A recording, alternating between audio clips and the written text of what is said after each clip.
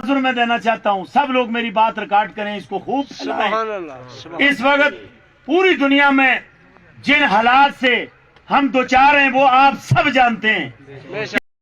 इस दौर में आप देखिए कि द कश्मीर फिल्म्स बनाने वाले विवेक अग्निहोत्री, जिन्हें शायद कोई नहीं जानता हो, एकाएक लाइमलाइट में आ गए। और यही है, सिर पर खुमारी जब चढ़ जाती है तो उसके बाद इंसान बीमार हो जाता है, और इतना बीमार हो जाता है कि वो अंट कुछ भी बोलने लगता है, कहने लगता है। वो तो अलग अलग बेइज्जत हो ही रहे, लेकिन इन सबसे इतर जब जब अब वो मुंह खोलते हैं, जब जब अब कोई ट्वीट करते हैं, उसको लेकर अब लोग ही उन्हें लताड़ने लग गए हैं।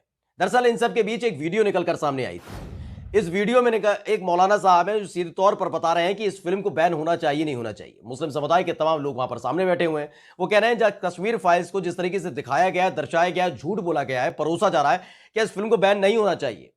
किस तरीके से उस फिल्म में के बाद, खत्म होने के बाद, जैसे नफरती गैंग टूट पड़ता है और थिएटर के अंदर मुसलमानों के खिलाफ जहर उगला जाता है, क्या इसको बंद होना चाहिए, नहीं होना चाहिए? ये तमाम चीजें बोल रहे थे मौलाना। पहले मौलाना ने क्या बोला?